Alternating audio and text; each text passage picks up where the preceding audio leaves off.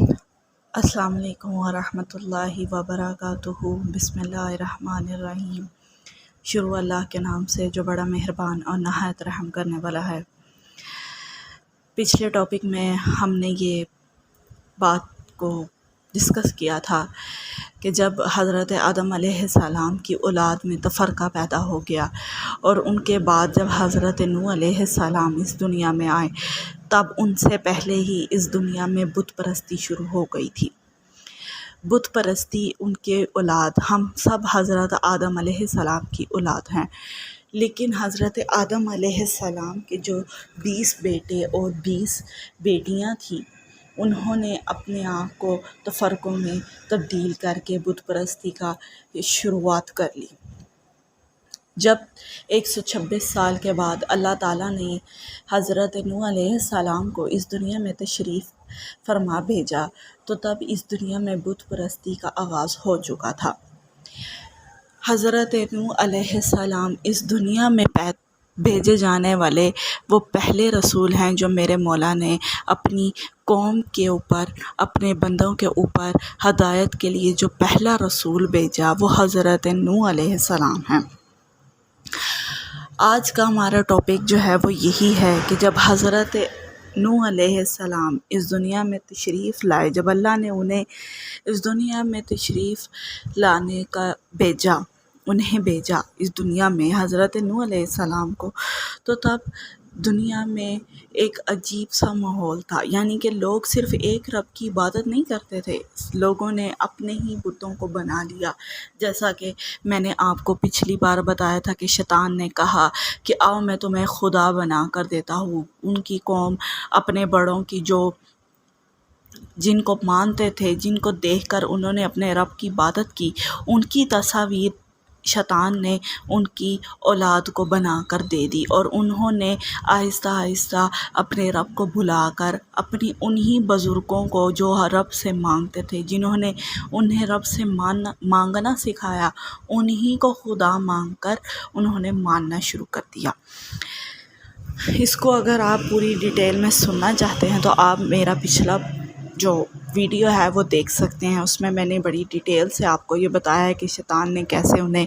بہکایا اور کیسے ان کے اندر بت پرستی پیدا ہوئی۔ آج کا ہمارا جو ٹاپک ہے وہ حضرت نوح علیہ السلام کا اس دنیا میں رب کا بھیجے جانے والا پہلا رسول جو رب نے اپنے بندوں کی طرف ان کی ہدایت کے لیے بھیجا۔ جب حضرت نوح علیہ السلام اس دنیا میں آئے اور انہوں نے اپنے رب کی ہدایت کے مطابق اس دنیا میں موجود لوگوں کو ہدایت کی تبلیغ دینی شروع کر دی۔ انہوں نے فرمایا کہ میں تمہارے رب کی طرف سے بھیجا ہوا تم پر ایک رسول ہوں، تم میری اطاعت کرو، میں تمہیں رب سے ملاؤں گا، رب سے مانگنا سکھاؤں گا، رب کی پیروکاری سکھاؤں گا، تمہیں میری بات سنو۔ تم لوگ جب ایک دوسرے کو دیکھتے ہو، تم لوگوں نے اپنے اندر اپنے جیسے ہی لوگوں کی تصویروں کو بنا کر تو انہیں خدا تصور کر لیا، جبکہ خدا تو آسمانوں پر رہتا ہے، اسے بظاہری آنکھ نہیں دیکھ سکتی لیکن وہ دلوں میں بستا ہے۔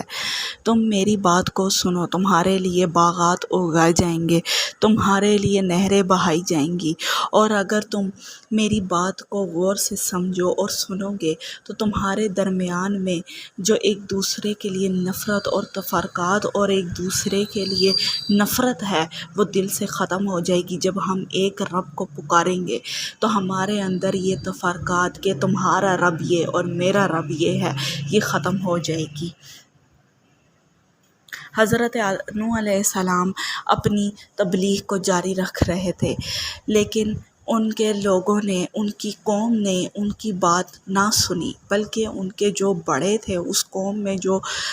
بزرگ تھے، انہوں نے انہیں یہ کہا کہ تم تو بظاہر ہمارے جیسے ہی معلوم ہوتے ہو، تمہاری شکل ایک عام سی شکل ہے، تم ایک عام سے انسان لگتے ہو، اور تمہارے پیچھے تو ہم نے کبھی بھی کسی معزز انسان کو تمہاری بات سمجھتے اور تمہیں مانتے ہوئے نہیں دیکھا، سوائے یہ 4 غربا اور جو یہ لوگ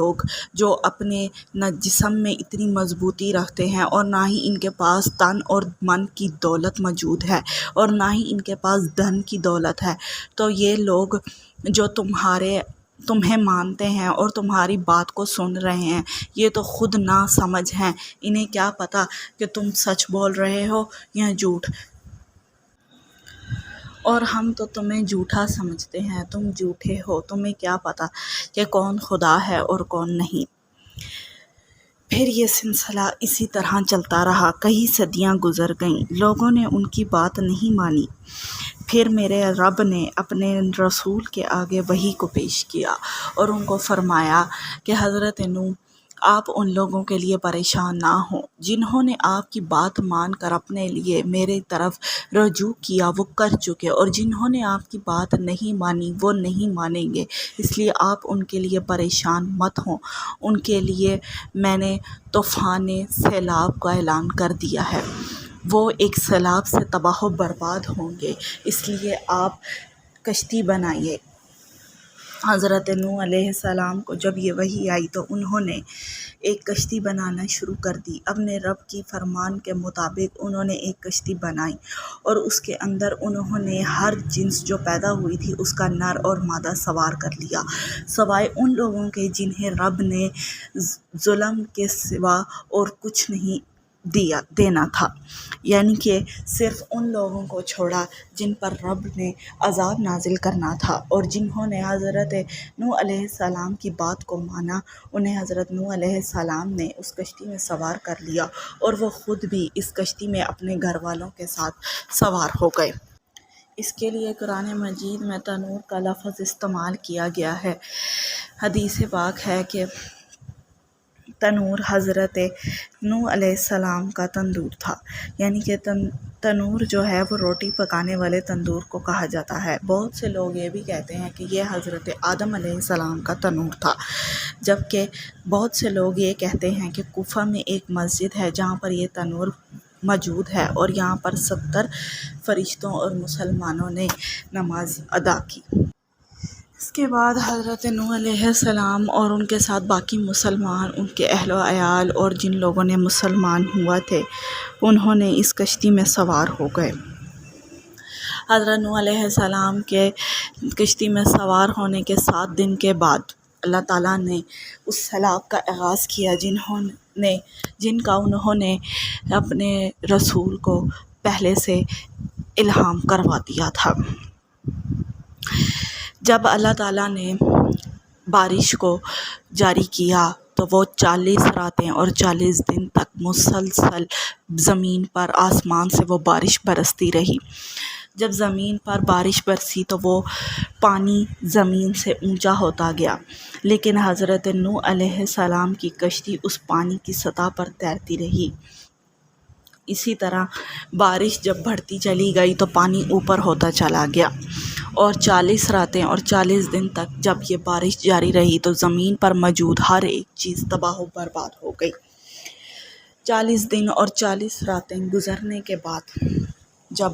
بارش رکی تو اس کے بعد حضرت نوح علیہ السلام اور ان کے جو سوار موجود تھے انہوں نے دیکھا کہ 40 دن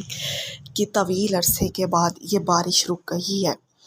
اور پھر تھوڑی دیر بعد وہ پانی کم ہونے لگا، اور تقریباً کوئی 150 دنوں کے بعد وہ بارش کا پانی بالکل زمین کی سطح میں جذب ہو گیا۔ حضرت نوح علیہ السلام اس کشتی میں سوار وہاں سے اترے، اور ان کے ساتھ جو ان کا اہل و عیال تھا، جو ان کے بچے تھے، جو ان کے گھر والے تھے، وہ اس کشتی سے اترے اور وہ صحیح سلامت تھے،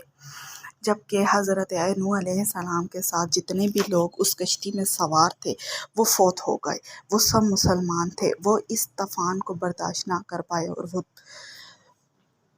مر گئے، لیکن حضرت نوح علیہ السلام کا سارا خاندان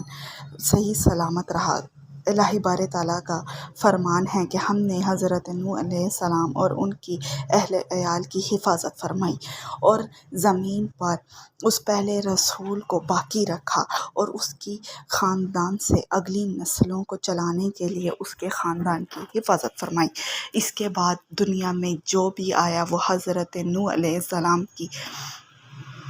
نسل سے چلتا ہوا آ رہا ہے، اور پھر دنیا میں ہر چیز جب فنا ہو گئی تو حضرت نوح علیہ السلام کے خاندان کو باقی رکھ کر رب نے آگے دنیا کا نظام حضرت نوح علیہ السلام کی اولاد سے چلایا۔ اسی کے ساتھ ہمارا آج کا ٹاپک ختم ہوتا ہے۔ انشاءاللہ اگلی بار ایک اور نئی ٹاپک کے ساتھ آپ کی بارگاہ میں خدمت میں حاضر ہوگی۔ تب تک کے لیے اللہ حافظ۔